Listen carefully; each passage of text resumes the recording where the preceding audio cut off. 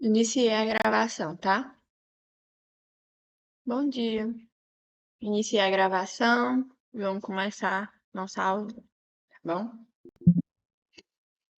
Vamos lá. Gente, a gente comentou, né, já em sala, mas para quem faltou, para quem tem alguma dúvida, a gente vai do mesmo, do mesmo jeitinho que a gente deu em sala, a gente vai relembrar o que são as transmissões das obrigações, tá? Matéria muito importante que com certeza vai estar na prova de vocês. Ok? E caiu na minha prova até de monitoria, que ela era colegiada. Então, os professores gostam desse assunto. É bom que vocês compreendam ele bem, tá? E essas partes mais de exceções, como é o caso da hipoteca, da penhora e tal, a professora vai falar mais aprofundado com vocês sobre isso, mas já adianto que é mais difícil você ver esse tipo de questão falando sobre hipoteca e penhora nas provas, tá? Mas mesmo assim, tá dentro do conteúdo. Então, nada de se assustar caso aconteça de cair para vocês terem que responder uma questão dessa natureza. Tudo bem? Então, vamos aqui. Transmissão das obrigações, conceituando. Ela é o quê? Ela analisa a possibilidade de transferir ou crédito ou débito a outra pessoa. É a possibilidade de um terceiro adentrar a relação obrigacional e substituir o sujeito que se encontra na posição de credor, que é o caso da cessão de crédito ou de devedor na assunção de dívida. Então, a transmissão das obrigações é a possibilidade de eu, que tenho ou um crédito ou um débito, passar isso para outra pessoa, para que ela ou assuma o meu crédito ou assuma a minha dívida. Tudo bem? Vamos para frente. Agora a seção de crédito, mais especificamente. A seção de crédito é a possibilidade de o credor transferir crédito dele a alguém. É uma transferência do polo ativo da relação obrigacional. Então, não só apenas eu vou dizer que alguém vai receber o meu crédito, como ela vai tomar o meu lugar na relação. Mas tudo bem, isso vai acontecer. Mas o que é esse crédito? O que é essa cessão? A cessão é o termo usado para venda ou doação, ou seja, título oneroso ou gratuito, mas quando se está diante de um bem incorpóreo. Vamos lembrar o que é um bem incorpóreo? Até deixei aqui embaixo para ninguém esquecer, porque eu sei que é muito fácil esquecerem a parte geral, né? Então vamos lá. Os bens incorpóreos são aqueles bens com existência abstrata, porém eles têm valor econômico, como é o caso do direito autoral, do crédito, etc. No direito, eles não são bens palpáveis que a gente encontra em qualquer lugar que a gente pega, mas eles têm valor econômico. Eles fazem parte do patrimônio de alguém, tá bom? E o crédito? Na perspectiva jurídica, crédito é o direito a uma prestação por parte de alguém, no caso do devedor em favor do credor. Então, gente, esse crédito vai ser justamente esse pagamento de uma prestação dentro de um caso concreto. Então, se eu tenho credor, devedor e prestação, o pagamento dessa prestação vai ser o meu crédito, porque é algo que vai aumentar o meu patrimônio. É o crédito que eu recebo em benefício, certo? Então, se alguém passa para alguém uma prestação, essa passagem da prestação é um crédito que alguém está recebendo, porque vai aumentar o patrimônio de quem recebe, ok? Passando para frente, a gente vai falar então da sessão por título gratuito e oneroso, que eu sei que muitas pessoas tiveram dúvida quando viram isso, porque foi a primeira vez que abriu o código e tinha lá título gratuito, título oneroso. O que é isso? Gente, é muito básico. Sessão por título gratuito é uma sessão que o cedente transfere o crédito sem receber qualquer contraprestação em troca. Então é só eu falar: Ok, eu vou ceder esse meu crédito a alguém. Alguém vai receber essa prestação na relação obrigacional e eu não vou cobrar ela por isso. Então, eu passo para alguém o meu crédito e ela apenas recebe. Ela não precisa me pagar de volta algum valor para que isso seja válido, tudo bem? Então, é uma mera doação. Eu dou o meu crédito para alguém para que ela consiga receber um valor, enfim, a prestação do caso. E a cessão por título oneroso, o cedente transfere o crédito mediante pagamento de um preço ou contraprestação. Sou eu, credor, falando: olha, eu tenho uma prestação para receber de outra pessoa, mas eu só vou deixar tu receber essa prestação caso tu me pague um valor. Então vamos lá, me paga X reais, que aí você vai ter sim o direito de receber a prestação que eu tinha com a outra pessoa. Tudo bem? Vai ser pago isso. Vamos entender no caso concreto? Com caso concreto comum. Vamos lá. Tem um credor, tem um devedor, e nesse caso eu dei um fiador para o devedor. Tem uma prestação a ser paga numa data específica.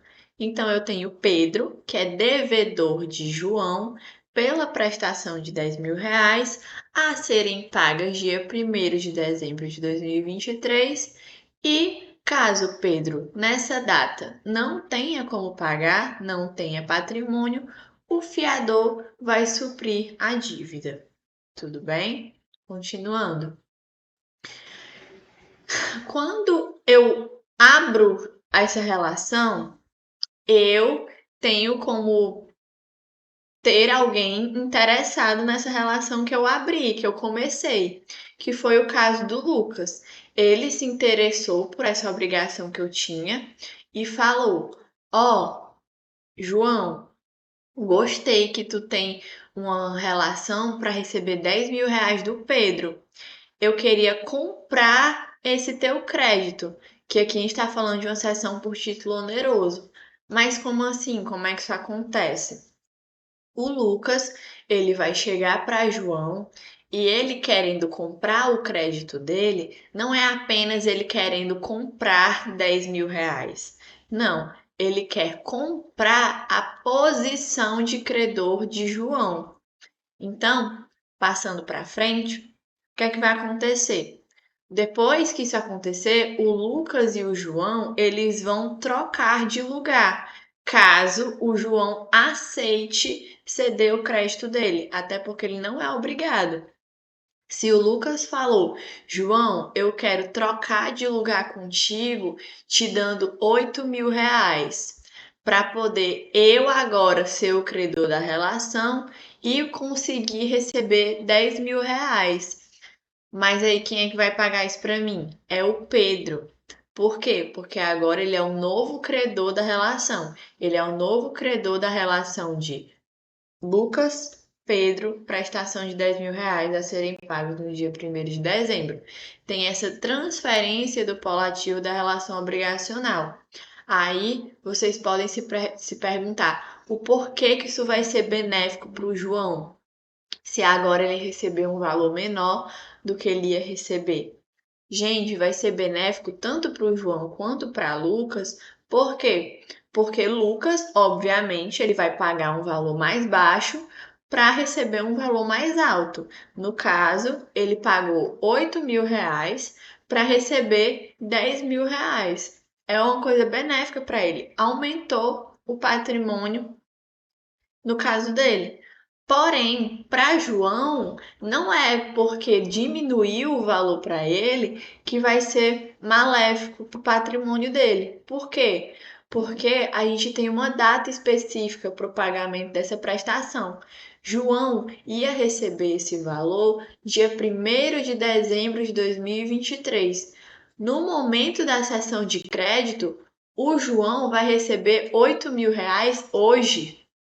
Então, para ele não ter que esperar até dezembro para receber um valor, ele hoje mesmo ele pode receber um valor que é muito bom para ele, é um ótimo aumento do patrimônio dele hoje. Hoje ele recebe esse dinheiro, pode fazer relações que ele não vai ter que esperar até dezembro para poder cumprir. Vocês entendem? Então, se Lucas chega e fala, eu quero agora ser o credor do Pedro, o João vai falar, tudo bem, por esse valor você consegue pegar o meu crédito.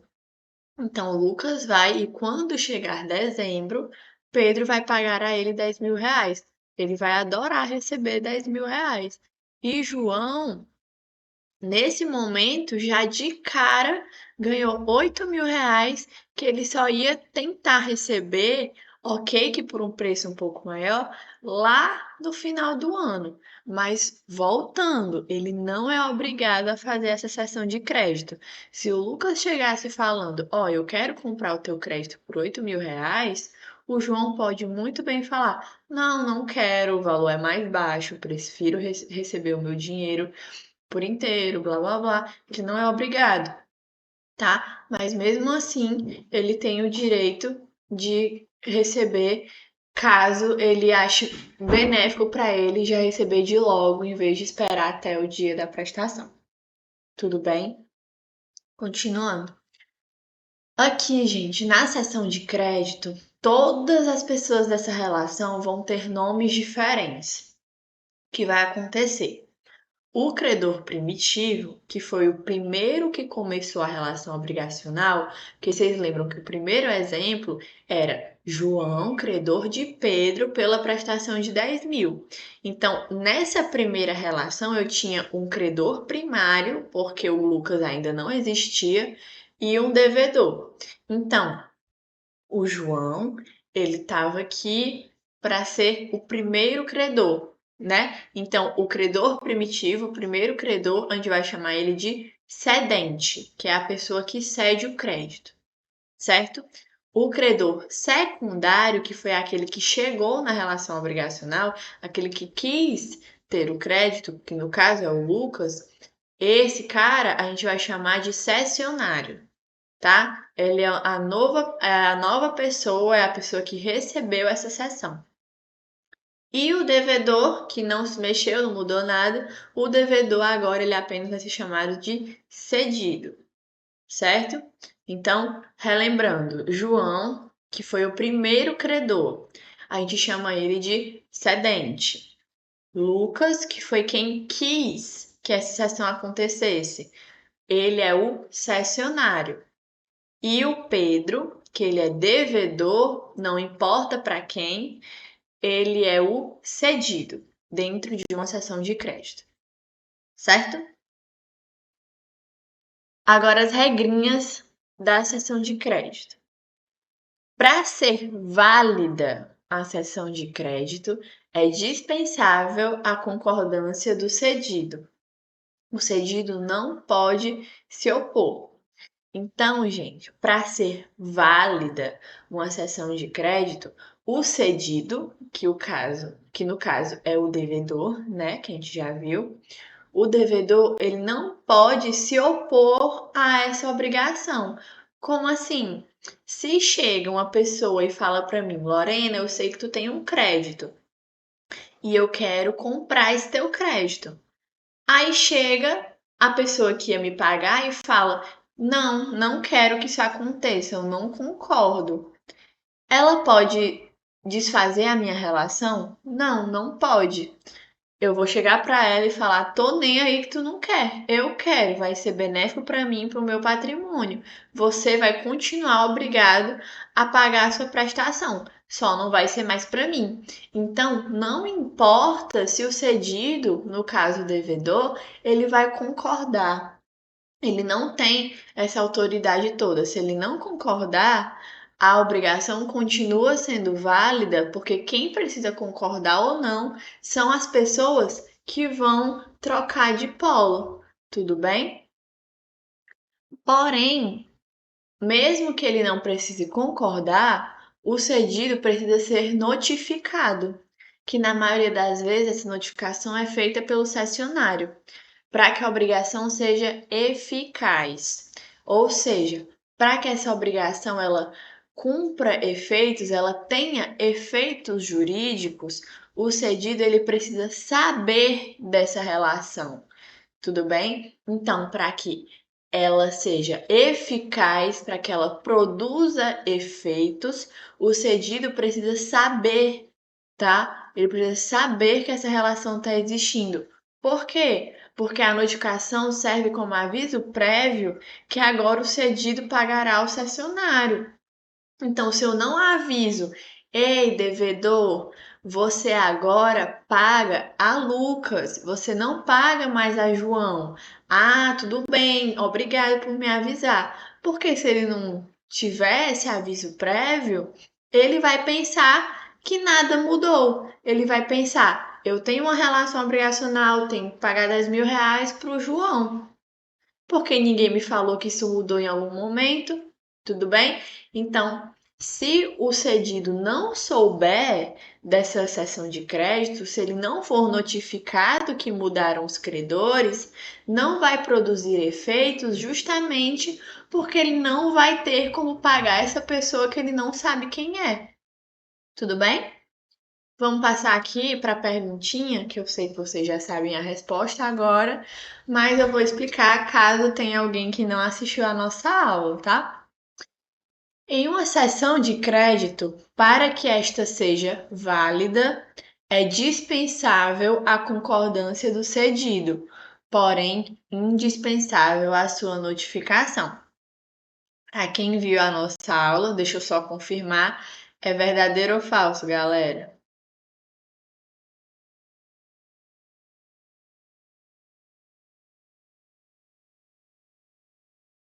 Cadê vocês?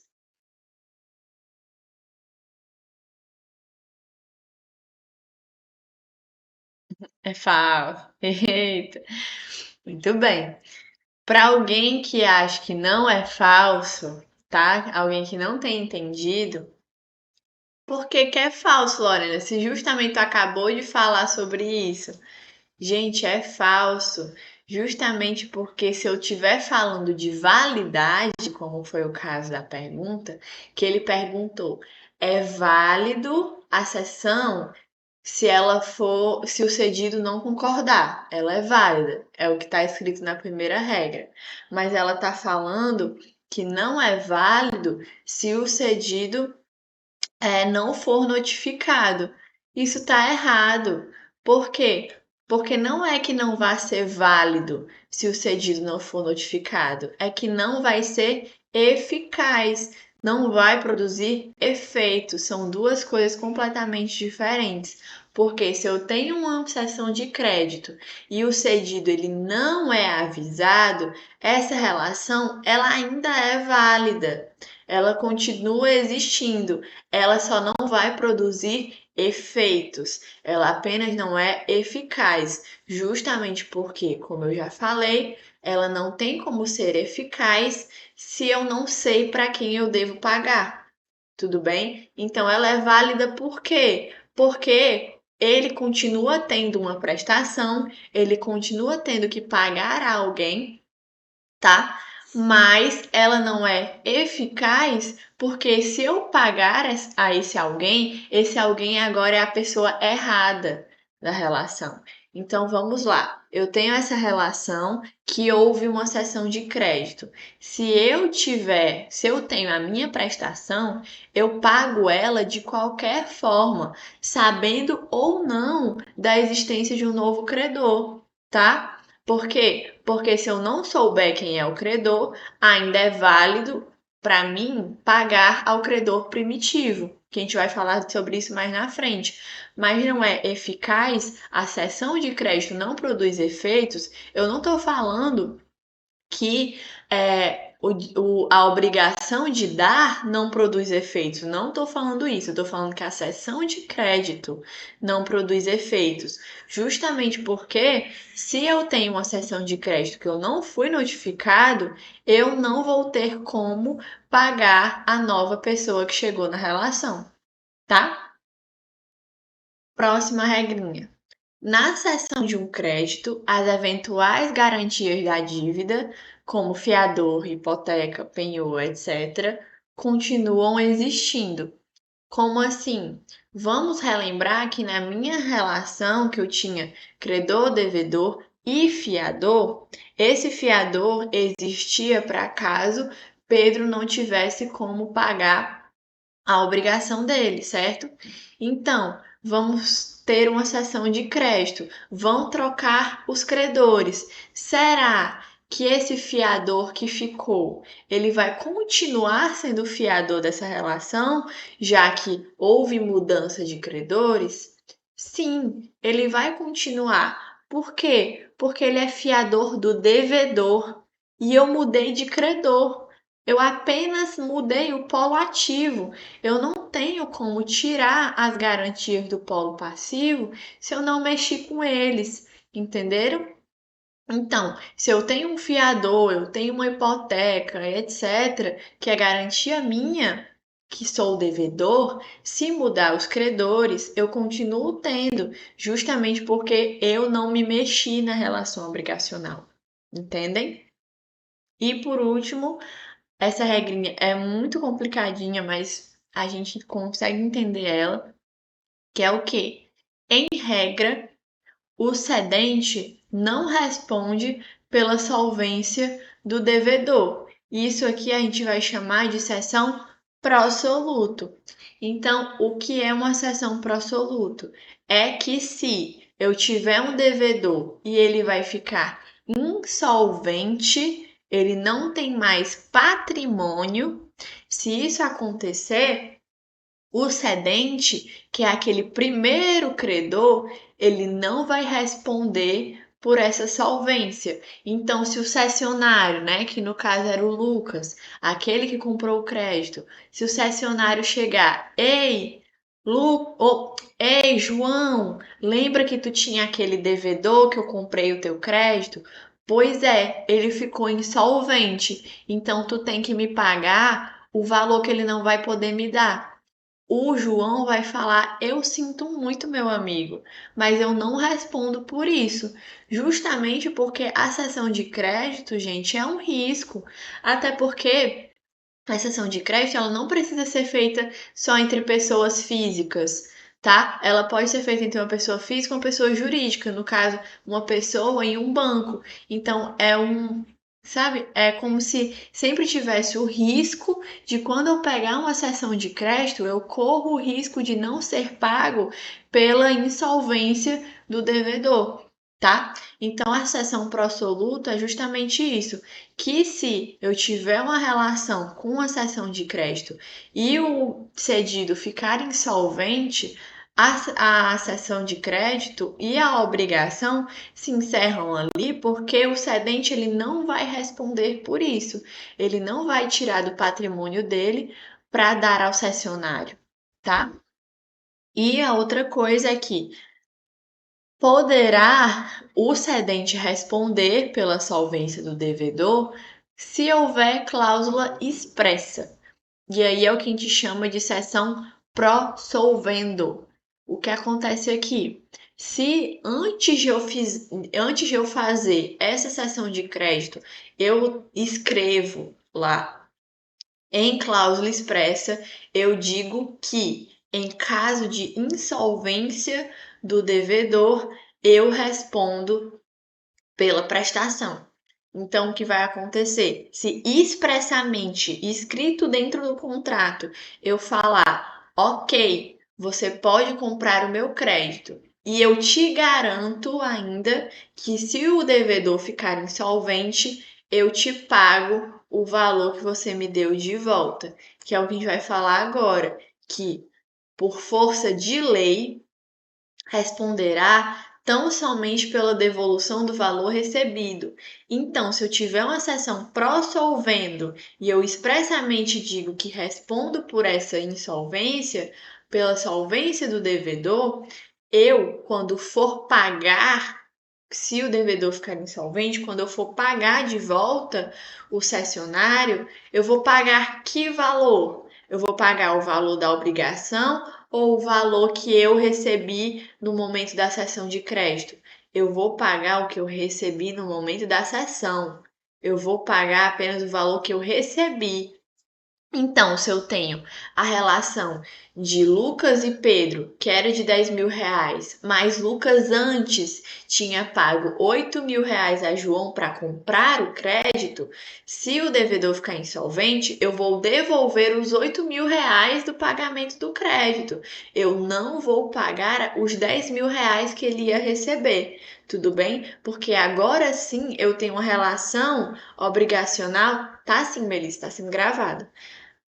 Porque agora eu tenho uma relação entre os dois credores. A relação entre eles foi de R$ 8.000.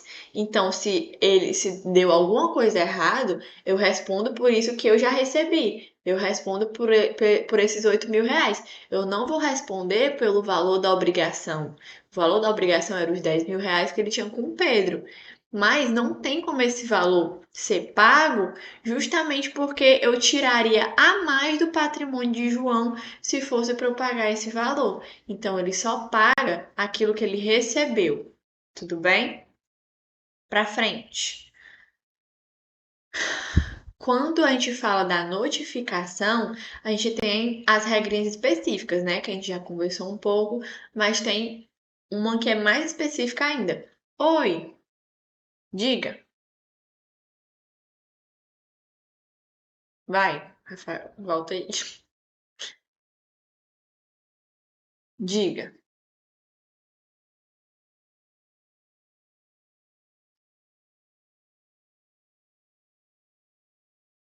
Tá, ok.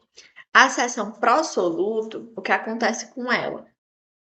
Ela vai ser a É como se eu explicasse para o cessionário, né, que essa pessoa que chegou na relação, que se caso o devedor fique insolvente, caso ele não tenha mais patrimônio, se ele ficar insolvente, o cedente, que é aquele primeiro credor, ele não vai responder por isso. Então, se o cessionário, né, que é a pessoa que comprou o crédito, se o cessionário chegar e falar: Meu Deus, o meu devedor ficou insolvente e agora eu quero meu dinheiro, vou cobrar daquela pessoa que eu comprei o crédito. Eu posso ganhar dessa pessoa? Eu tenho que obrigar que ela me pague? Não, justamente porque a cessão de crédito é um risco. Você pega o polo ativo de alguém para tentar receber o valor prestacional, tá? Mas eu não sou obrigado, se eu faço uma cessão de crédito, a garantir que a solvência do devedor vai ser paga por mim. Se o devedor ficar insolvente, acabou por ali, porque eu não posso cobrar do credor primitivo por aquilo que ele não é obrigado a pagar, que no caso é a insolvência dele. Entende? Ótimo. Então, a sessão pro solvendo, tu entendeu, Meire?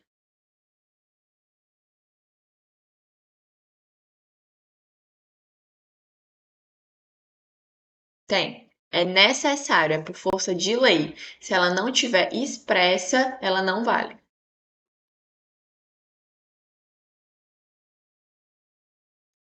Se não tiver nada escrito, nada falando sobre, ele não é responsável. Isso, sendo expresso, é pró-solvendo, não tendo nada escrito, nada expresso, é pró-soluto. Tá ok? De nada.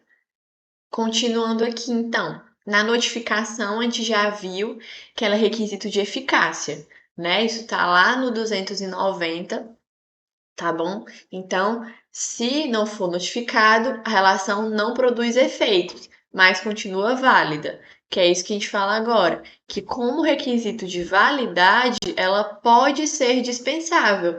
Se ela não for, se o cedido não for notificado, a sessão continua valendo, ela só não vai produzir efeitos jurídicos, tá? A falta de notificação apenas não gerará efeitos ao cedido. Como assim?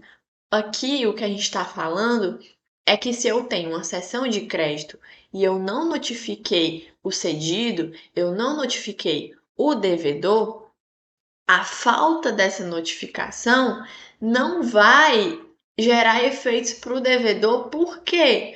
Porque ele continua tendo que pagar a prestação dele. Ele apenas não sabe a quem. Ele não sabe que teve outra pessoa tomando o polo ativo, mas ele sabe que ele tem que pagar. Então, no momento que ele não for notificado, ele continua obrigado a pagar os 10 mil reais dele, mas para o primeiro credor, aquela pessoa que iniciou a relação obrigacional. Porém, ela gerará efeitos para os credores. Vocês concordam comigo? Porque se eu não notifiquei o meu cedido, vai gerar efeitos para os credores, porque o cessionário vai se sentir prejudicado. Ele vai pensar: oxe, como é que eu comprei um crédito e eu não recebi esse crédito? Como é que é isso? Aí vai o cedente falar: ó, claro que você não recebeu, você não notificou o devedor, tá? Aí ele pode, enfim, eles podem brigar, saber como é que resolve a obrigação, quem é que vai entregar esse crédito, se vai ou não entregar esse crédito, entendem? Então, ela não gerará efeitos ao cedido, porque o cedido resolveu a obrigação dele como tinha que ser. Ele tinha uma prestação de 10 mil reais e pagou. Ótimo, acabou ali. Agora, entre os credores, porque o cessionário se sentiu prejudicado, que não recebeu o valor que comprou, ele vai, briga com o cedente, vê como é que eles vão se responder, como é que eles vão se resolver, mas isso é entre eles. A relação obrigacional foi resolvida. Eles dois que saibam depois como é que vão suprir esse crédito que foi pago incorretamente, entre aspas, né? Até porque não tinha como ele saber. Oi.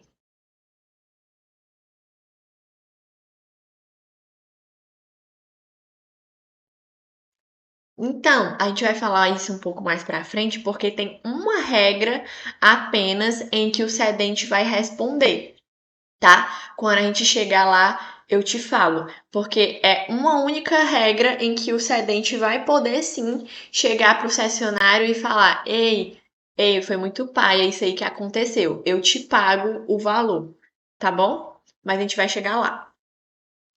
E aqui, ó, o cedido, enquanto não notificado, ele pagará ao credor primitivo, ele pagará ao cedente, né? Que foi o que eu acabei de falar. Como ele não foi notificado, ele não sabia que tinha uma nova pessoa chegando. Então, mais do que justo, eu continuar respondendo a minha obrigação pelo credor primitivo, pelo cedente. Se eu, devedor, pago ao cedente por causa da falta da notificação, eu cumpro a minha obrigação. É válido isso.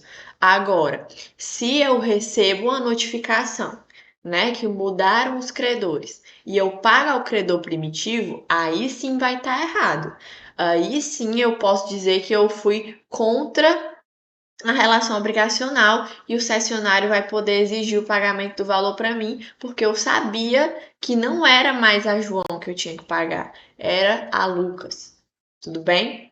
E aqui, ó, essa aqui é a mais importante, é que no momento da notificação, deverá o devedor apresentar as exceções pessoais que porventura tenha contra o cedente. O que são essas exceções pessoais? É algo que eu não gostei da minha obrigação. Como assim? Eu posso chegar e falar que as minhas exceções pessoais são que o valor da obrigação é maior do que eu posso pagar. Eu posso falar que essa obrigação foi feita no momento errado. Eu posso falar que essa obrigação eu fui obrigada a pagar. Eu posso falar qualquer coisa que eu não tenha gostado nessa relação obrigacional, mas eu vou falar isso para quem criou a obrigação, né? A pessoa que estipulou que eu seria devedor dela. E quem era essa pessoa? É o cedente. Por quê? Porque ele que iniciou tudo isso. Ele que falou: ó, você é o meu devedor por essa prestação. Eu criei uma relação obrigacional. No momento que chega um cessionário, ele não tem mais poder de mudar cláusulas. Ele só tá ali, ele só comprou o crédito, ele não comprou o contrato. Deu para entender? Então, se o cessionário chega e o cedido, ele vai falar assim: "Ah, eu não gostei disso, muda isso para mim, não sei o quê, porque não tá fazendo bem para mim". O cessionário não pode fazer nada, justamente porque ele não muda contrato, ele só cobra. Ele só cobra o crédito, porque foi isso que ele comprou. Ele comprou o crédito. Ele só tem o direito de te cobrar, tá? Então, no momento da notificação, o devedor ele tem que falar que ele tem essas exceções pessoais, mas ele tem que falar contra o cedente, porque o cedente, sim, como ele criou toda a relação, ele pode mudar as cláusulas, ele pode dizer que vai ajustar o valor, vai mudar a data, coisas desse tipo. Ele sim pode responder por isso. Mas o que acontece? Se não foi antes da notificação, se antes da notificação ele não falou nada, depois da notificação ele não pode mais, ele não vai mais poder reclamar, justamente porque depois da notificação o primeiro credor ele sai da relação obrigacional, entendem? Então a pessoa que tinha o poder de mudar o contrato saiu, acabou a relação para ele, porque ele já recebeu o valorzinho dele, tá ótimo indo para casa. Então, eu não posso mais chegar para o cessionário depois da notificação, depois que a notificação foi enviada para mim e pedir para ele mudar a relação. Eu não posso fazer isso. Tudo bem? Então, se eu tiver alguma coisa a reclamar, eu reclamo com o cedente até o momento da notificação. Depois da notificação, se eu souber que teve uma sessão de crédito e fui notificado, eu não tenho mais o direito de reclamar, certo? Vamos lá. Vamos entender num caso, tá bom? Digamos que eu tenho a mesma coisa, João, credor de Pedro, relação de 10.000 no dia 1º de dezembro. Só que eu não esperava que o João tivesse coagido o Pedro a pagar esse valor, tá? João chegou e fez uma coação com Pedro. Ele obrigou, fora da vontade de Pedro, a pagar esse valor. Então, passando para frente, o que é que vai acontecer aqui? O João, ele coagiu o Pedro. Ele ainda estava ali obrigado, sem querer estar obrigado, por essa relação. Só que aí chegou o Lucas e falou: João, eu quero fazer uma sessão de crédito. Eu quero te dar 8.000 reais para receber os 10.000 do Pedro. O João, de boa, pode ir, fica à vontade. E o Pedro continua obrigado a esses 10.000, coagido, ele continua pagando 10.000 reais sem querer pagar. Mas o que vai acontecer agora? Pode passar, Rafael. O que vai acontecer agora? Volta, isso. O Lucas, ele vai notificar o Pedro, né? É uma obrigação que ele tem. Ele notifica o Pedro falando que houve uma cessão de crédito e agora ele é o novo credor dele. Tudo bem. Nesse momento era o último momento que ele tinha para falar: eu não vou pagar, eu fui coagido. Só que o que acontece? Ele não se manifesta, ele não fala nada. Aí o que vai acontecer? Quando o Lucas chegar para o Pedro no dia da cobrança, pode passar, Rafael. No dia da cobrança, ele vai, no dia 1º de dezembro, falar: agora você me paga os 10.000 reais. Aí, nesse momento, o Pedro diz que não vai pagar, pois foi coagido por João. Será que ele pode fazer isso? Passa aí, Rafael. Ele não pode fazer isso. Por quê? Justamente porque agora era o momento apenas dele pagar. Porque nesse momento, se eu não falo nada, né, no momento da notificação, assume que eu achei ok essa troca de credores. Então, no dia da notificação, era o último momento que ele tinha para falar das exceções pessoais, que no caso era uma coação. Mas no dia da cobrança, se ele falar isso, ele não pode dizer que não vai pagar. tá? Então, mesmo que ele tenha sido coagido, como ele não expressou isso no dia da notificação ou anteriormente, ele vai ser ainda obrigado a pagar, tá bom? É isso aí. Seção de crédito no caso de insolvência. Se o cedido fica insolvente, o novo credor, que é o cessionário, não pode cobrar do credor primitivo, que é o cedente. A gente viu que isso aqui é a regra geral e a gente chama de seção pró-soluto, não é mesmo? Então, se tiver insolvência, eu que comecei a relação obrigacional, eu, cedente, não vou responder por nada, justamente porque foi um risco que o cessionário correu ao comprar esse crédito, tá bom? Já na seção pró-solvendo, o cedente responderá pela insolvência do cedido com a devolução do valor estipulado com o cessionário e não com o valor da obrigação. Por quê? Porque na pró-solvendo eu expressamente no contrato escrevi que eu responderia em caso de insolvência, mas eu não vou pagar o valor da obrigação, eu vou pagar apenas a devolução do mesmo valor de quem comprou o meu crédito. Então, se foi comprado o meu crédito por R$ 8.000 para uma relação de 10.000, eu só vou ser obrigado a pagar esses R$ 8.000 que me foi dado. Eu não sou obrigada a pagar o valor da obrigação, que era de R$ 10.000, certo?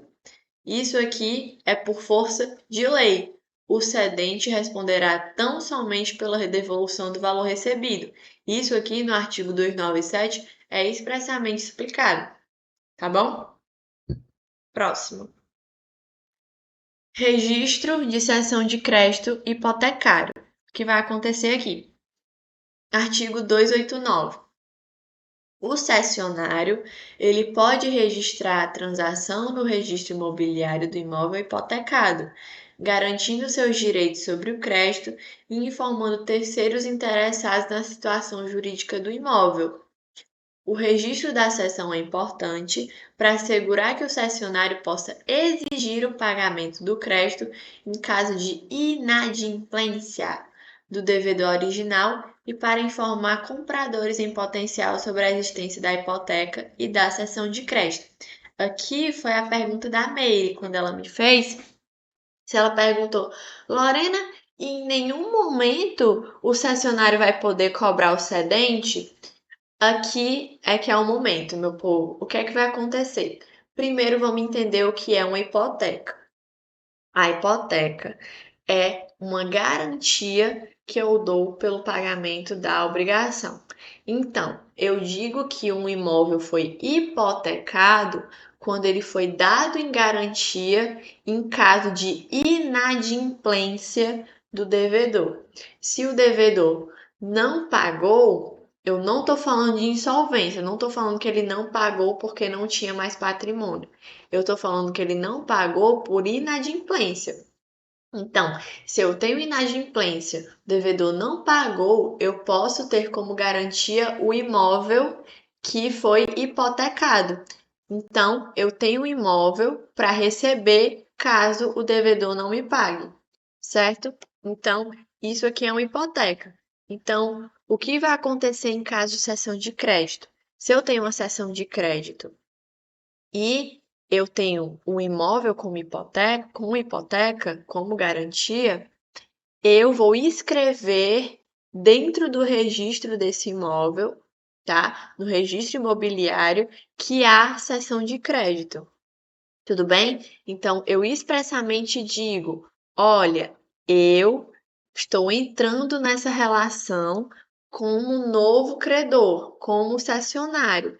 Então, mesmo que o devedor não pague, eu, agora que estou registrando que sou novo credor, eu tenho direito sobre esse imóvel, tá? Então, eu passei a garantia para o novo credor, entendem? Então, se eu sou o novo credor e escrevo no registro imobiliário que eu tenho o direito do imóvel hipotecado por causa da cessão de crédito, isso vai garantir ao cessionário que, em caso de inadimplemento, né, do devedor, ele vai ter alguma coisa para receber.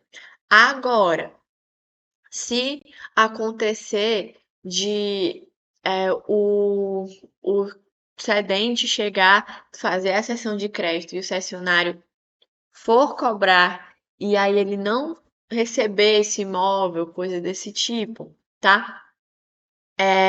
Ele tem esse direito no momento que ele registrou. Então, se ele não recebe, aí sim ele vai chegar, excedente, eu tinha garantia sobre isso, eu preciso receber, sabe? Então, aqui ele vai poder cobrar. E também o que acontece? Se tiver alguém querendo comprar esse imóvel hipotecário, é bom que tenha esse registro justamente para falar, ó, você pode comprar esse imóvel, mas você tem o risco de perder em caso de inadimplemento do devedor. Então, você pode comprar, mas se o devedor não pagar, você vai perder o seu imóvel, tá? É isso que o 289 está falando pra gente. Pra frente. Prioridade de cessões de crédito hipotecário. Aqui a gente vai estar falando do 291, que é o quê? A pessoa que recebeu o título do crédito hipotecário terá prioridade sobre as outras que possam ter adquirido o mesmo crédito sem a entrega do título. Essa regra evita conflitos entre os cessionários do mesmo crédito, garantindo a validade de cessão que foi completada a entrega do título. O que acontece aqui? É que eu posso fazer várias sessões de crédito ao longo da minha vida. Então, se eu tenho várias sessões sobre o mesmo crédito, ou seja, eu tenho vários cessionários sobre o mesmo crédito, eu posso, obviamente, dar a todos esses cessionários essa garantia da hipoteca se ela houver. Então, se eu tiver uma relação que eu tenho como garantia um imóvel hipotecado, eu posso dar a todos os meus cessionários que estão ali na seção desse mesmo crédito, tá bom? Então, o que vai acontecer aqui?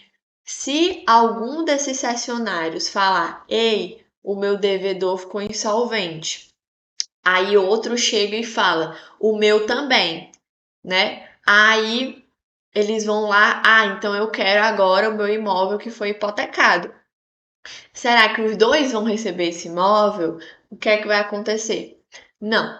Apenas quem recebeu o título do crédito, apenas quem recebeu o título sobre o crédito hipotecário, apenas essa pessoa tem prioridade sobre as outras no momento do recebimento da hipoteca.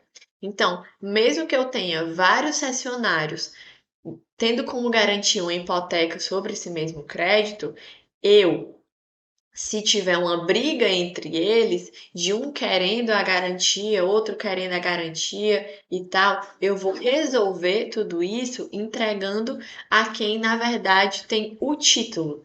Quem tiver o título recebe o imóvel hipotecário, tá? Essa pessoa vai ter prioridade sobre isso. Tudo bem?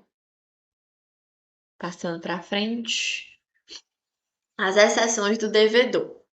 No artigo 294, ele vai falar que o cedido ele pode alegar todos os argumentos que teria para não pagar o crédito, tanto contra o cessionário quanto contra o cedente. Então, vocês lembram que eu tenho o direito sim de reclamar se eu não gostei de como foi feita a minha obrigação, né?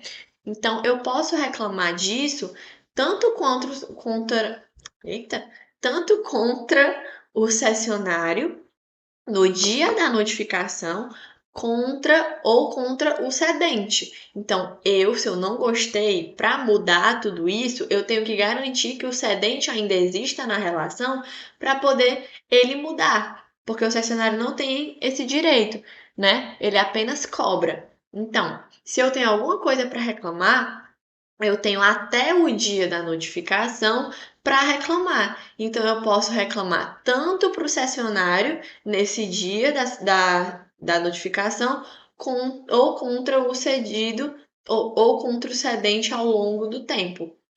Tudo bem, Eric? E, continuando, além disso, o devedor também pode alegar exceções que surgiram depois da cessão, desde que elas tenham surgido antes do momento em que o devedor tomou conhecimento da cessão. E que momento é esse? É o momento da notificação, certo? Então, ele pode alegar coisas que ele não gostou, mesmo depois que a cessão de crédito tenha sido feita. Mas ele tem que reclamar disso até o momento que ele for notificado. Então, eu perco o direito de reclamar no momento da notificação e não no momento da cessão de crédito. Por quê? Porque mesmo depois da cessão de crédito eu posso reclamar. Só que acaba o meu direito de reclamar no momento da notificação, tá bom? Para frente. Responsabilidade do cedente. Lá no 295, fala que se houver problemas com o crédito, como a sua inexistência ou a invalidade do título, tudo bem, Rafael?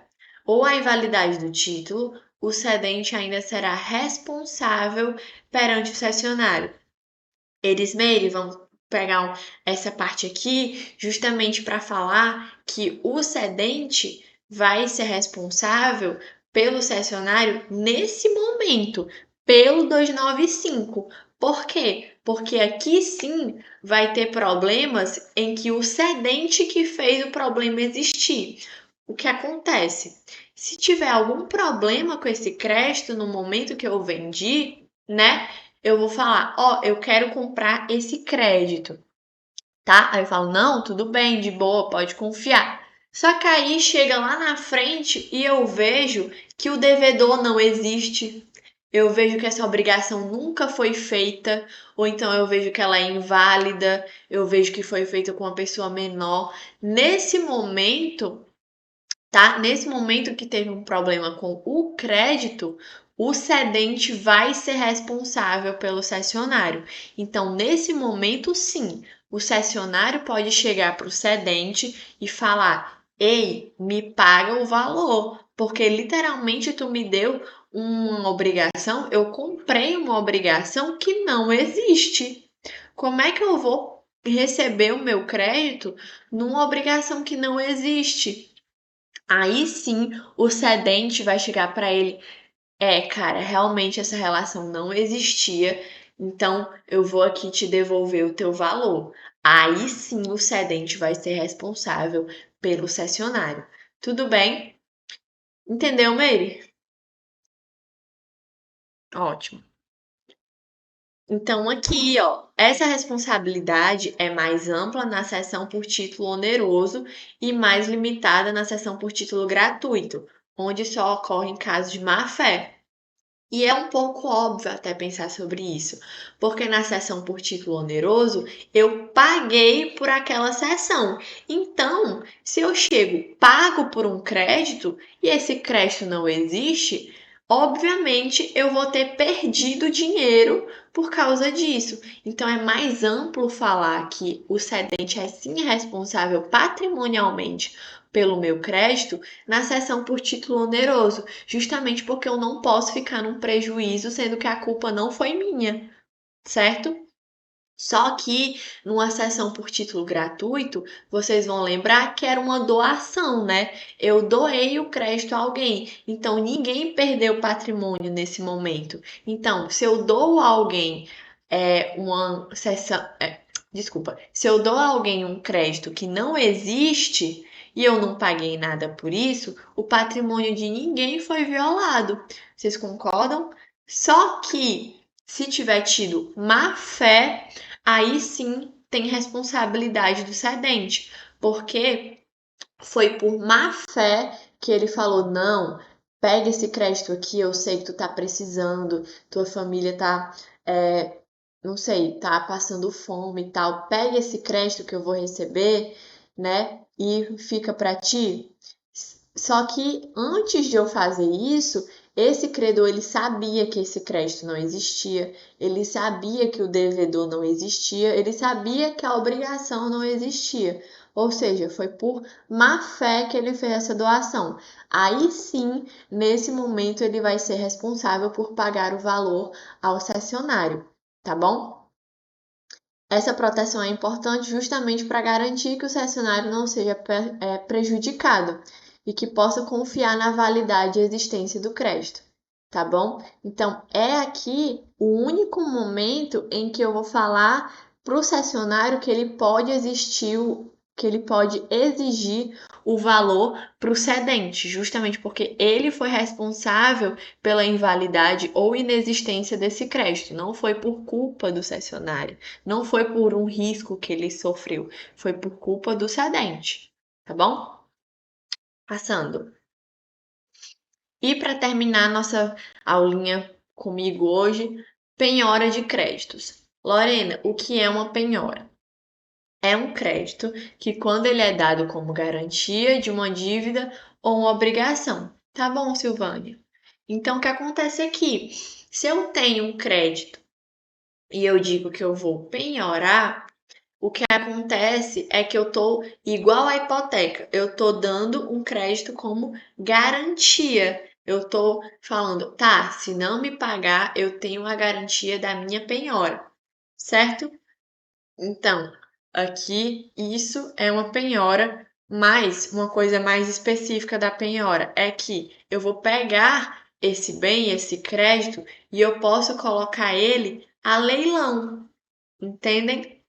Então, eu posso muito bem dizer que eu fiz uma relação obrigacional, tá, com um devedor, e aí, como garantia, eu falo: devedor, se tu não me pagar, eu vou pegar esse bem teu, esse crédito teu, e vou tacar dentro de um leilão, tá? Isso é a penhora.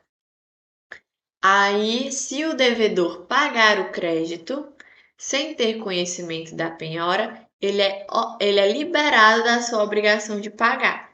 O que é isso aqui? Vamos pegar esse mesmo exemplo. Se eu tenho um credor e eu falo, ó, eu vou pegar o teu bem em caso de inadimplemento, tá?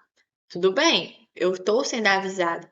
Mas e se eu pegar esse bem e tacar no leilão sem falar para ninguém? Aqui, obviamente, eu vou estar tirando do patrimônio do meu devedor um bem dele, né? Então, se eu não falo que eu vou fazer uma penhora, o devedor ele vai ser liberado da obrigação de pagar. Por quê? Porque ele não pode ser prejudicado duas vezes. Porque assim, se ele tinha uma obrigação de pagar um valor, tudo bem, ele ia pagar esse valor até tal dia. Se nesse dia ele não pagasse, aí sim ele ia ter responsabilidade. Só que antes mesmo da data estabelecida, o meu credor, ele pegou um bem meu e vendeu. Ele pegou um bem meu e botou dentro de um leilão. Nesse momento, o credor agiu de má fé. Então, o que acontece é que se eu não souber dessa penhora, eu não vou poder ser responsabilizado pela prestação que eu tinha que pagar anteriormente. Entendem? Por quê? Porque eu não posso pagar duas vezes, tá? Nesse caso, a penhora continua válida apenas contra o credor que penhorou o crédito, não afetando o direito de terceiros. Então, vamos dizer que a gente fez uma penhora de um imóvel, por exemplo. Ó, devedor, se tu não me pagar, eu taco teu imóvel a leilão. Tudo bem, fui avisada. Só que aí vai que eu não aviso. Aí acontece assim: fiz uma relação, eu tenho que pagar 10 mil reais para alguém. Só que sem eu saber, essa pessoa pegou a minha casa e botou num leilão, sem eu saber, tá? Aí o que acontece aqui nesse caso? Tudo bem, Paulo. O que acontece aqui nesse caso? Eu, como o bem era meu, eu tenho o meu direito de propriedade, eu tenho o direito de vender, de expor, enfim. Então eu, não sabendo de nada, vendi esse meu imóvel, tá bom? Então eu vendi esse imóvel para um terceiro, tudo direitinho, ele comprou, pagou, show. Tá ali, vendeu. Essa venda vai ser válida? Vai. Por quê? Porque eu não sabia que o meu bem tinha sido penhorado. Eu agi de boa fé, vendendo a minha casa. O credor que agiu de má fé, pegando essa casa e vendendo para alguém, certo? Então, essa penhora ela continua válida apenas contra o credor que penhorou o crédito, não afetando terceiros, não afetando essa pessoa que comprou. Vai afetar o credor que agora vai ter que responder por essa penhora que ele não me avisou, tá? Porque ele agiu de má fé, ele agiu com culpa, tá bom? Deu para entender, gente? Alguma dúvida?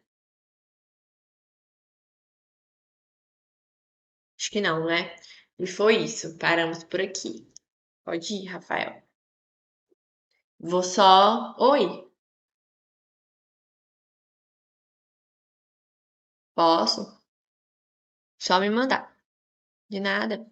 Eu vou só ajeitar a gravação, viu, Rafael? Eu te libero.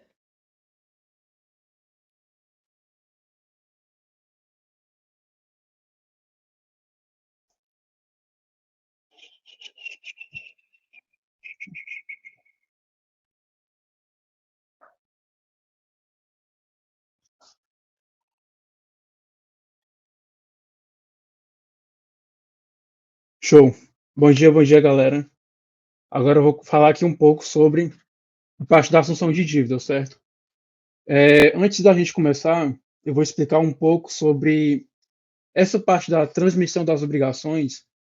É uma parte importante daquela, ressaltar no caso, na verdade, aquele princípio do direito civil que eles norteiam o direito civil como um todo, né? A gente tem o princípio da operabilidade, da sociabilidade e da Jesus, esqueci o outro. Operabilidade, sociabilidade e. Jesus, eu esqueci, mas a gente vai focar aqui no da operabilidade, porque o Código Civil ele cria instrumentos para que tanto o devedor quanto o credor eles possam criar ferramentas para que eles fujam do poder judiciário, porque vocês conseguem raciocinar que é muito melhor que eu e o credor, ou, por exemplo, eu bato meu carro em alguém, cometi um ato ilícito. Vocês concordam que é melhor que eu resolva o problema logo ali e não vá para o Poder Judiciário? Então, aqui, na parte da transmissão das obrigações, o Código Civil ele cria mecanismo, ele cria ferramentas para que, ocorrendo alguma possibilidade de eu não cumprir com minha obrigação, eu consiga tanto transferir o meu crédito para outra pessoa, quanto eu consiga transferir o meu débito para outra pessoa. Tá bom? Tá certo, Lorena. Quem quiser sair, pode sair, viu, galera? Que a gente viu que a gente passou aqui do tempo, já deu 1 hora. É tanto que a parte da transmissão de crédito, se vocês derem uma olhada no Código Civil, são muitos artigos. Então é razoável que a Lorena tenha a parte mais estendida e eu aqui no meu caso da ação de dívida tenha a parte mais restringida, porque são só 5 artigos no Código Civil. Então quem quiser sair pela decorrência do tempo pode sair. A aula está sendo gravada e a gente desenrola aqui depois, certo? Então eu vou começar aqui. Na assunção de dívida, existe a transmissão do polo passivo da obrigação. Então, existindo a mudança do polo passivo da obrigação, há a transferência do devedor, certo? Então, primeiro a gente tem o credor, né? Com o devedor sendo. A gente tem o credor na obrigação e o devedor primário, certo? Esse devedor primário é fácil de identificar ele, porque a gente viu nas obrigações existe o credor e o devedor. Nesse caso aqui, o devedor primário é esse primeiro devedor que está com a dívida normal, certo? E na função de dívida vai surgir esse terceiro, que primeiro ele não está na obrigação primeiramente formada, e esse terceiro ele vai se chamar de assuntor, certo? Então esse terceiro que vai substituir o devedor primário se chama de assuntor, tranquilo? Então aqui agora a gente vai passar, por exemplo, depois desse conceito que eu dei. No exemplo que eu dei aqui, o João ele pede uma pizza de Maria, a Maria sendo credora, Ela tá ali começando o seu negócio e ela vai lá para casa do João entregar a pizza dele, correto? Então aqui tá fácil de identificar Maria sendo credora, tem a obrigação de dar a coisa certa, no caso a pizza, e o João sendo devedor, o objeto prestacional dele vai ser pagar essa pizza para Maria. Tudo tranquilo até agora?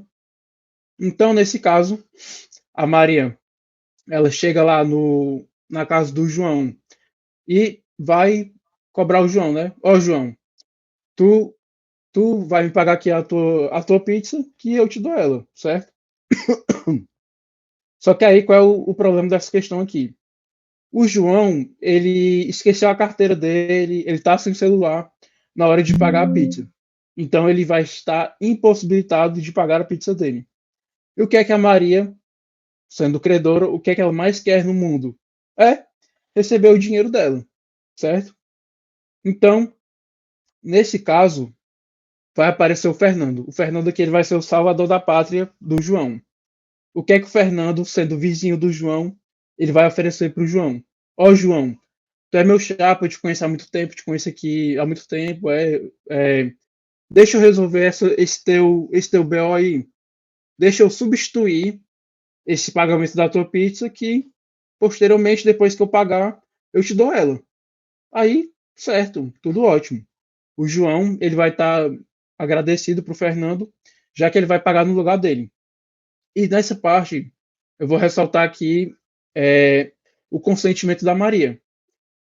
Como eu já disse, a Maria, o que ela mais quer no mundo é receber o dinheiro dela, certo? Então, ela vai aceitar que o Fernando substitua o João, no caso, tá bom? Então, a Maria, ela vai aceitar, ela vai dar o consentimento dela, sendo credora, a substituição do João pro Fernando, certo? Deu para entender essa parte, galera? Então, aqui no slide, nessa situação, pelo valor do objeto prestacional, no caso a pizza, Maria sendo credora, pouco fará uma valoração do novo devedor. Por que que eu trouxe essa observação, né? Porque é uma regra do artigo 299 que, nesse novo exemplo aqui, ele vai ficar mais expresso para vocês, vai ficar mais fácil de identificar o porquê da credora, no caso da Maria anteriormente, vai fazer essa valoração, tá? Então, aqui, nesse outro caso, o que é que vai mudar? Rafael empresta R$ 5.000 para o seu irmão Miguel e é combinado que no dia 1º de maio de 2023, o mesmo devolverá essa quantia.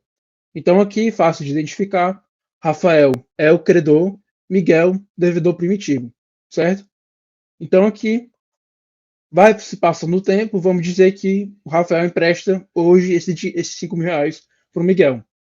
E o Miguel vai passando o tempo e ele vai perceber o seguinte: o Miguel ele está passando por dificuldades financeiras, certo? Então, o Miguel ele não quer sofrer a vergonha ou então sofrer a possibilidade dele ser responsabilizado por não devolver o dinheiro para o Rafael no dia 1º de maio, certo? Como a gente já viu. Inadimplemento, eu não cumpri com o que foi acordado, abre a pretensão para o credor, no caso Rafael. Pretensão adquirida tem a possibilidade de eu buscar o Poder Judiciário, tá bom? A gente já viu isso desde o começo desde o primeiro dia da aula da Ana Beatriz. Tá bom. E o que é que o Miguel, vendo essa situação, o que é que ele vai fazer para se livrar dessa possibilidade dele ser condenado no Poder Judiciário?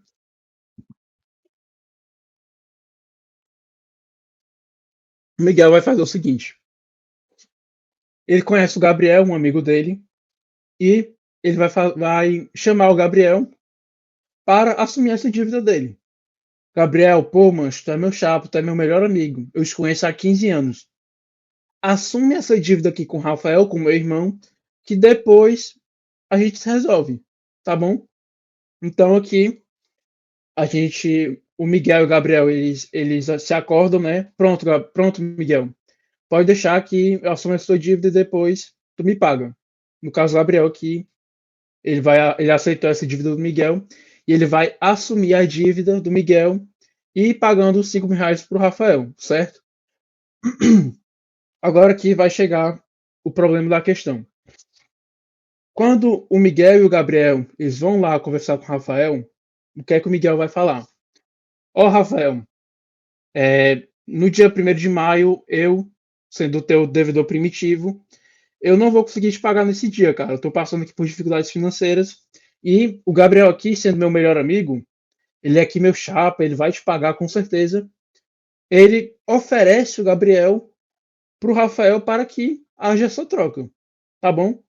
Então agora, tá bom. O Rafael, ele dá um prazo de 7 dias para ele dar a resposta, tá? Então aqui, a gente agora, a situação tá definida. É oferecido para o Rafael a possibilidade dele ou escolher o Miguel ou o Gabriel. Esse condicionamento de escolha, essa valoração, está no poder do credor, porque já está lá combinado que o Miguel vai pagar o Rafael de qualquer maneira, e se o Miguel não pagar, ele vai poder buscar no Poder Judiciário essa mudança, certo? E sendo oferecido esse novo credor, esse assuntor no caso, o que é que o Rafael vai fazer? Ele vai lá no Juiz do Brasil, ele vai no site do TJCE, buscar se o Gabriel, em algum processo, ele foi condenado, ou está sendo condenado, ou está sofrendo alguma execução. Ou então também, nesse caso aqui no slide que eu coloquei, o Rafael ele vai buscar as certidões negativas do Gabriel, por ser do CPF lá na Secretaria do Estado. O Gabriel ele tem um IPVA lá em débito com o Estado. Ele tem um IPTU sendo débito de Estado durante 12 anos. Então, o Rafael, ele criou, na verdade, ele vai possuir essa valoração de escolha.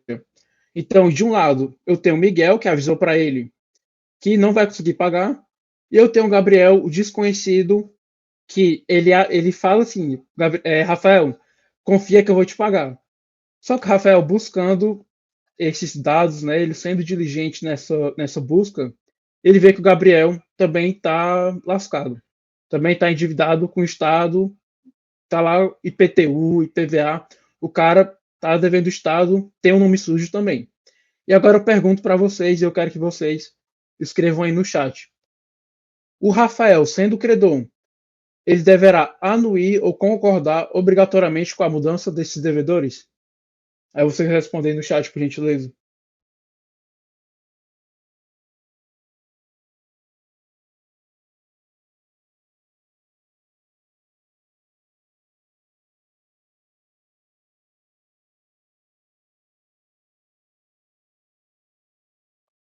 Isso mesmo, isso mesmo. Vocês concordam que seria um tanto quanto é, um tanto quanto absurdo o credor ele aceitar de qualquer maneira uma pessoa que ele não conhece, que ele busca que está endividado no lugar do irmão dele? Então aqui, como eu já disse anteriormente, vai haver a valoração do credor, tá bom? Então aqui o artigo 299 do Código Civil ele vai trazer essa possibilidade.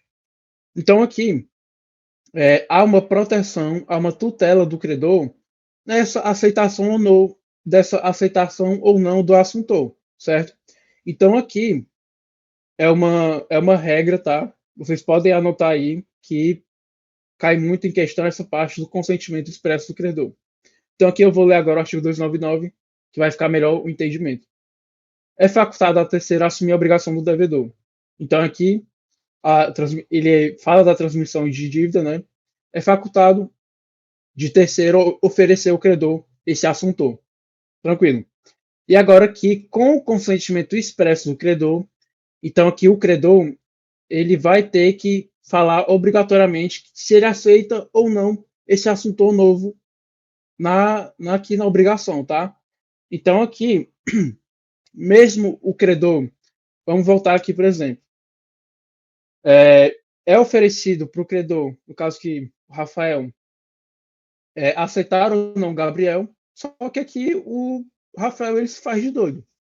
Ele ele não, ele é omisso no caso, ele não responde, ele não dá o consentimento dele para o Gabriel aceitar aceitar ele na obrigação de substituir o Miguel. Porque, como eu disse, o Gabriel ele está mais lascado que o Miguel, no caso, devedor primitivo, e ele não quer aceitar o Gabriel, ele é omisso em dar resposta nesse tempo, né? Então, aqui, no caso, o que é que o parágrafo único ele vai trazer para a gente? Obrigatoriamente, mesmo que o credor seja omisso, não há a troca do assuntor, certo? Então, vocês podem escrever aí no caderninho de vocês que o parágrafo único ele traz essa possibilidade. Sendo o credor omisso, ele tem que obrigatoriamente dar o consentimento expresso dele, tá? Então, mesmo que ele não responda, não vai haver a presunção de substituição do assuntor, tá bom? Alguém ficou com alguma dúvida nessa parte? Não, né? Então, aqui, simplificando, o credor sempre deverá aceitar a troca, mas a omissão dele não dá permissão da troca, não existindo a presunção do assuntor nessa obrigação, certo? E agora a gente vai entrar naquela parte da exceção que ela é um tanto quanto complicada. Eu mandei no chat agora, só para vocês se relembrarem sobre o direito real, sobre a parte da hipoteca. Então, eu vou contar aqui agora a exceção. E com o chat também vocês podem dar uma lida agora, enquanto eu dou exemplo, para que vocês lembrem dessa parte do direito real, da possibilidade do credor ter o direito de sequela. Então, aqui agora, eu vou contar a historinha aqui do exemplo, e depois eu falo melhor da parte que eu escrevi aí no chat, certo? Então, aqui, o que é que vai acontecer? A Joana, ela empresta um valor de 10 mil reais para Pedro, que, como precaução, ela exige do Pedro: ei, Pedro, eu não confio muito em ti, dá aí alguma coisa como garantia, tá? Então, aqui nesse caso, o Pedro ele vai dar o seu imóvel como garantia e o imóvel vale 100 mil reais. Então, lembrando com o que a Lorena disse, na parte da transmissão de crédito, se eu dou meu imóvel como garantia, se trata de um imóvel hipotecado, tá bom? Tranquilo? Então aqui, tá bom. Joana é a credora, o Pedro é o devedor e subsidiariamente aqui tem o imóvel como garantia, certo? Então o imóvel do Pedro está hipotecado, certo? Só que aqui o que é que vai acontecer? Sendo o imóvel hipotecado, galera, o Pedro ele ainda tem o direito de dispor daquele imóvel, certo? Mesmo que a Joana tenha o direito de sequela de buscar esse imóvel havendo inadimplemento do Pedro. Então, o ônus real, ele estando lá gravado no imóvel, o Pedro, sendo o dono do imóvel, sendo o proprietário, ele ainda pode se dispor daquele bem, tá? Então, aqui no caso, o Lucas, ele sendo o terceiro fora da relação, ele compra o imóvel hipotecado de Pedro e se torna o adquirente, tá bom? Então, continuando aqui, por exemplo, a gente vai imaginar o seguinte: o Lucas tendo acabado de ter comprado a casa com o ônus real, então quando ele vai comprar o imóvel lá no cartório, ele vai perceber que tá lá, o imóvel está hipotecado, porque vocês se lembram que com o direito real, ele, ele tem o princípio da publicidade. Vocês se lembram disso? Então, com o princípio da publicidade, tudo que estiver havido ali um ônus, havido qualquer ônus, é, por exemplo, a obrigação próprio terreno, está lá gravado no imóvel, certo? Então, com o direito da publicidade, está lá gravado no cartório que existe esse ônus real no imóvel, certo? Até agora aqui, tudo certo. Então, o Lucas, ele compra imóvel de qualquer maneira, certo? Só que aqui, qual é o problema dessa questão? vamos dizer que o Pedro, ele não paga os R$ 10.000 para a Joana, tá? E a Joana, sendo credora, no mesmo caso lá da pizza, no mesmo caso do Rafael, dos dois exemplos que eu dei anteriormente, o que a Joana mais quer no mundo é receber esses R$ 10.000 dela, não é não? E como foi dado como garantia o imóvel do Pedro, a Joana vai constranger, vai fazer a busca, vai exercer o direito de sequela dela sobre o imóvel do Pedro. E o Lucas, vocês conseguem perceber na enrascada que o Lucas fez, ele vai perder o imóvel para a Joana, porque ele não fez, quando ele fez a compra, ele não viu no, lá no cartório que existia esse R$ 11 em cima do imóvel. Então vocês conseguem perceber a periculosidade que o Lucas ele se enrascou, que ele se meteu, tá? Então, depois dessa historinha toda, o que é que o Lucas vai fazer para fugir desse problema, né? Ele vai falar com o Pedro: Pedro, deixa eu assumir essa tua dívida, porque eu tô vendo que eu posso sofrer esse constrangimento da Joana. Eu posso perder o meu imóvel para ela. Porque existe esse ônus real da Joana com o Pedro, tá certo? Alguém quer que eu repita alguma coisa? Essa parte aqui, ela é um pouco mais dificultosa. E agora eu vou terminar ela, tá? Para falar sobre a exceção.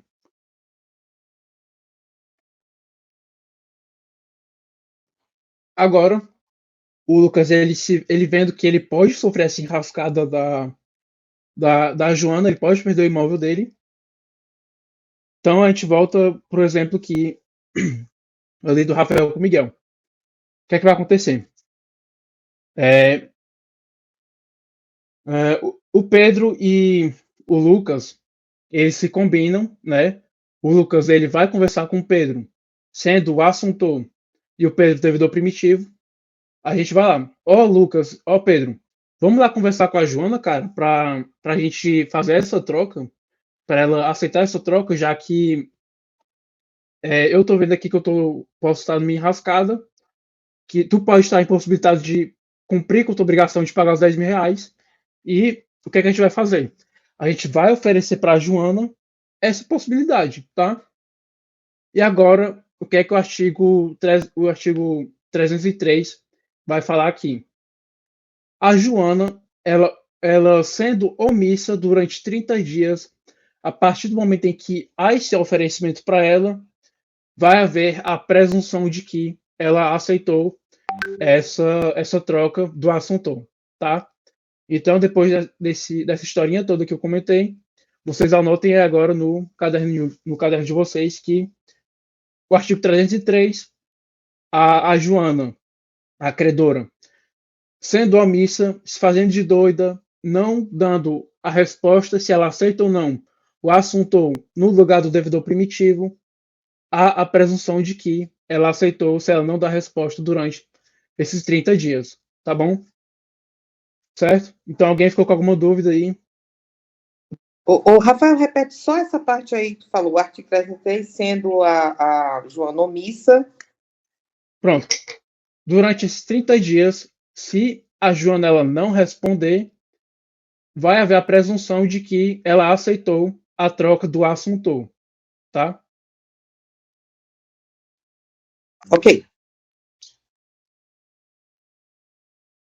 Show. Se ninguém mais tiver alguma dúvida, eu vou passar, porque o tempo tá correndo aqui. Eu já vi que muita gente saiu do GED. Então eu vou terminar logo. Tá. O que é que o artigo 299 vai trazer para a gente? Se tratando de terceiro insolvente, o devedor originário retornará ao seu posto original. Nessa parte do terceiro insolvente, galera, é o assuntor, certo? Vai ser o novo devedor. Então, vou voltar aqui, por exemplo, do Rafael, que fica mais fácil de identificar. Tá aqui. Rafael empresta R$ 5.000 para o Miguel. Credor tá facilmente definido aqui, né, Rafael? Embaixo aqui está o devedor Miguel. Só que aí, quando o Miguel, a historinha que eu disse, né? Quando o Miguel ele vai chamar o Gabriel porque ele tá vendo que não vai conseguir pagar, ele chama lá o Gabriel e o Gabriel, o Miguel e o Gabriel, eles vão oferecer para Rafael para ele aceitar essa troca do assuntor, essa troca de polo passivo de dívida, né? Do sujeito da dívida. Só que aí, nesse exemplo, eu não fui diligente com a minha pesquisa, eu não fiz nenhuma pesquisa em nome do Gabriel para ver se ele tinha alguma dívida ou não. E quando houve a substituição, o Miguel, na teoria, ele se livrou da obrigação, tendo o Gabriel agora sendo substituído, certo?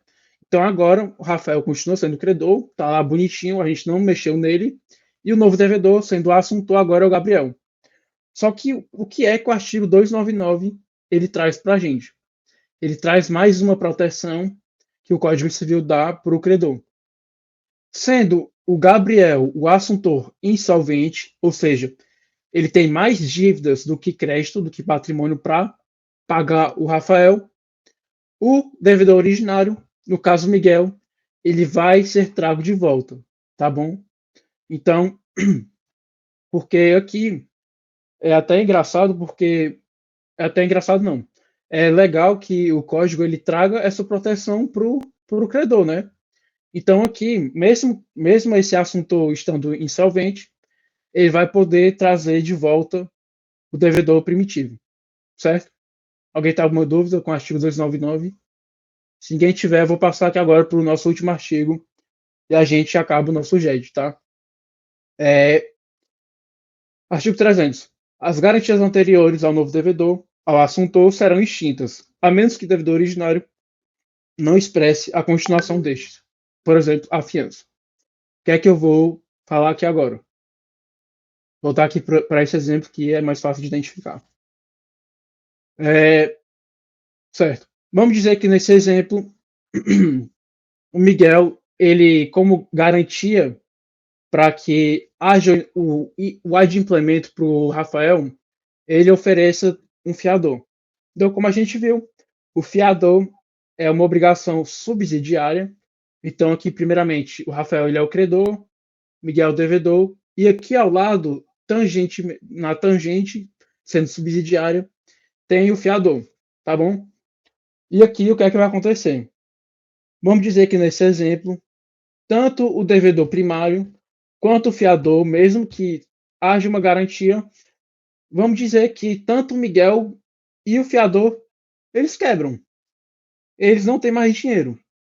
Então, vocês percebem que agora o Rafael, sendo credor, ele está numa situação desesperadora, porque tanto o Miguel, sendo devedor originário, quanto o fiador, sendo aquela segurança jurídica maior, aquele, vamos dizer, é uma segurança, né? O fiador ele é uma segurança subsidiária. Aí agora os dois estão quebrados, ó.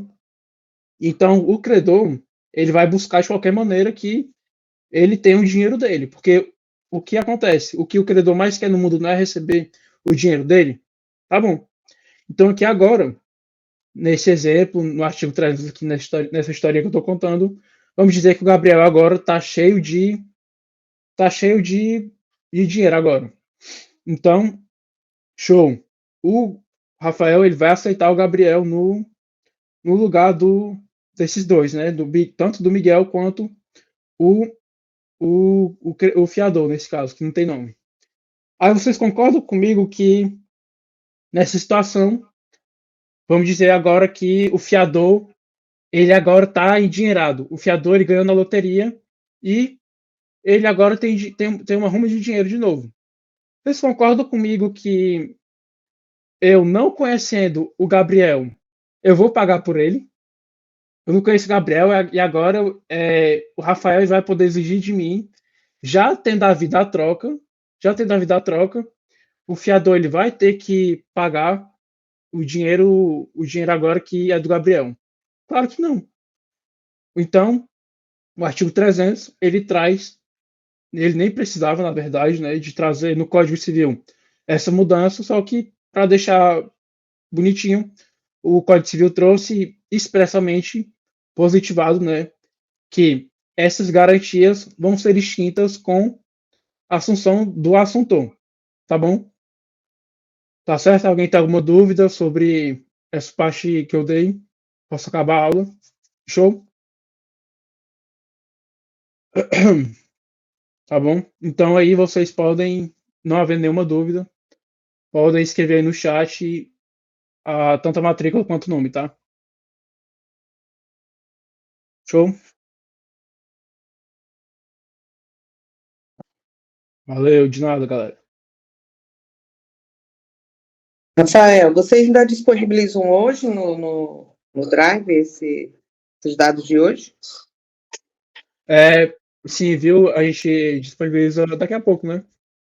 Aí a Elizabeth está pedindo uma doutrina. Elizabeth, a principal doutrina que toda professora usa é a do Carlos Roberto Gonçalves, tá? Vou escrever aqui. A Lorena pode escrever no chat também.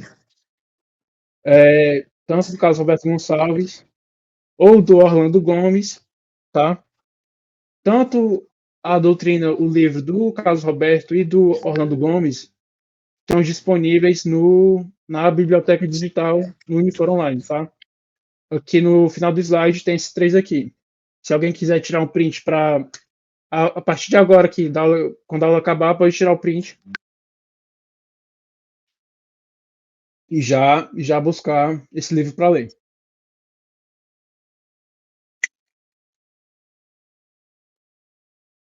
Tá bom, Elizabeth?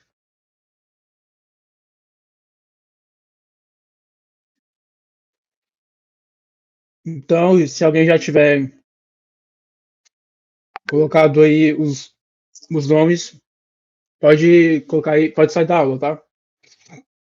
Sim, sim. Estão atualizados mesmo.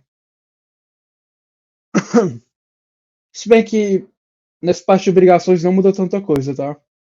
Porque a grande mudança que teve foi, acho que em 2021, que alguns princípios foram colocados com a Lei da Liberdade Econômica, tá? Mas não tem grandes mudanças não nessa parte.